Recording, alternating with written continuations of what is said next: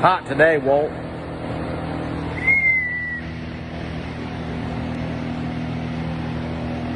Gosh, damn, it's hot. And here's parts.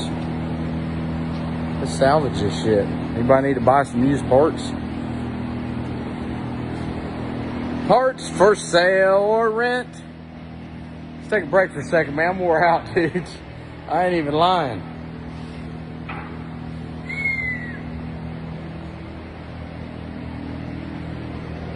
We even got us a broken plug wire. That's cool. What is it? Okay, we'll move it around. Got some failure here, boys. You want to see what's going on? We're getting ready to pull the motor out. Just got home. About a 4.5, 5 hour drive. Wore out. Walt come to save the day again. Walt saves the day. You guys need your muffler changed. Go to Muffler Brothers in Xenia. See Walt today. You gonna go back? Which way? Keep going? Are we on the wood?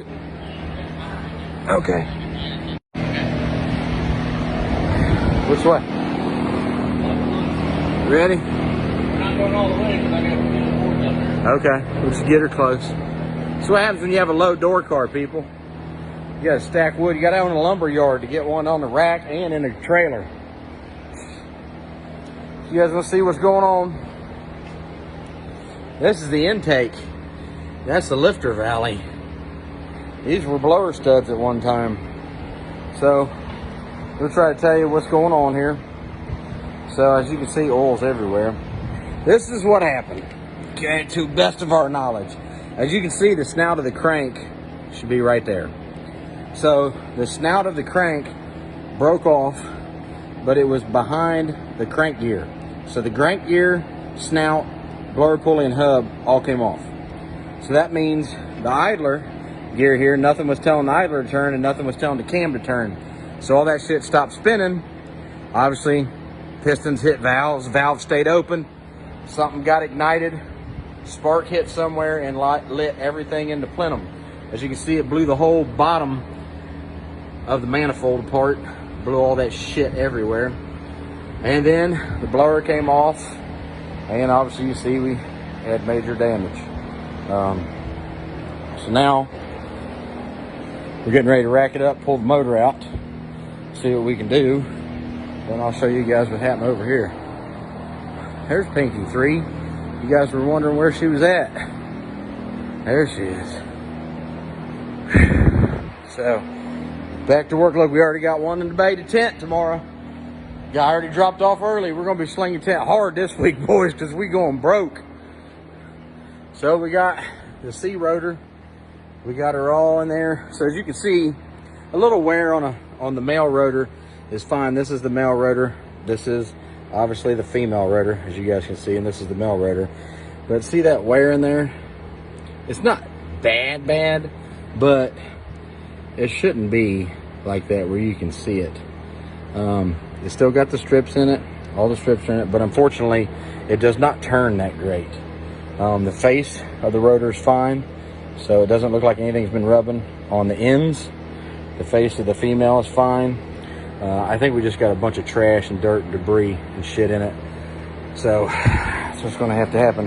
So that has to be on a plane tonight to go back to PSI to make sure they can try to fix it, save it, salvage it, clean it, whatever needs to be done, retimed. I don't know. I'm not a screw blower specialist when it comes to taking them apart. There's a lot more people in the world that know how to do that than me, but looks like this week's gonna be a rough week for old Disco. We're gonna have to line up the window tent. We're gonna have to get the windows. We're gonna need 6, 7, 8 in the bay all day to pay for this weekend for sure.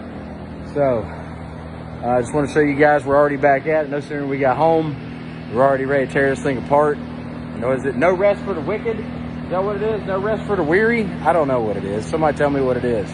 So anyway, and usually with a PSI C or D rotor, I mean, I've talked to people that says they banged them off, came completely off the car. Like, you know, mine was laying on there by the straps. As you can see, it broke every blower stud in it and broke the manifold. But what people were saying is a lot of funny car racers, out car racers have banged them so hard, knocked them off air, completely off air, cleaned them up, put them right back on. So they're usually indestructible.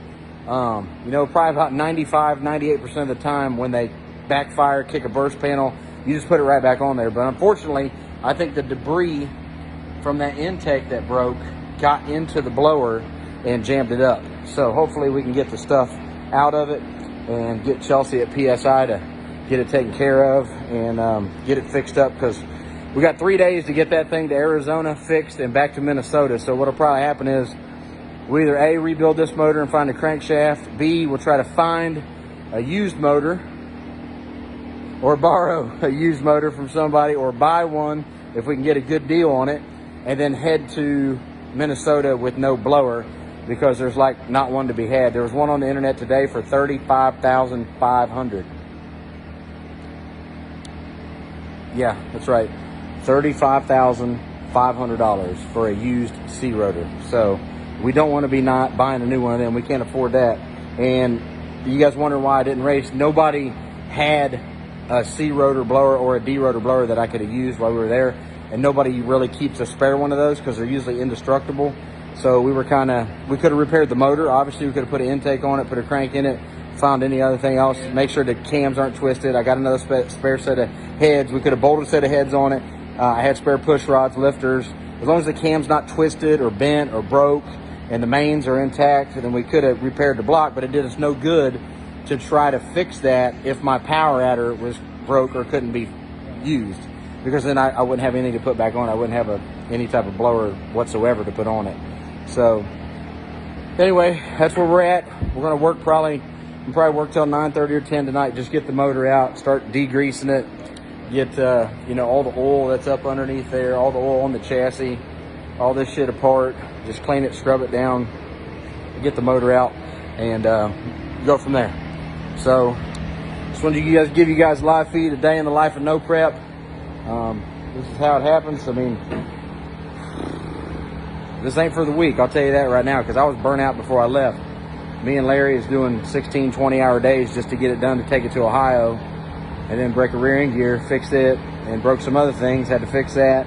And you use up all your energy and time to get it done, and then you go racing and you love it, and then it kicks you in the dick like this, and you got to start all over again.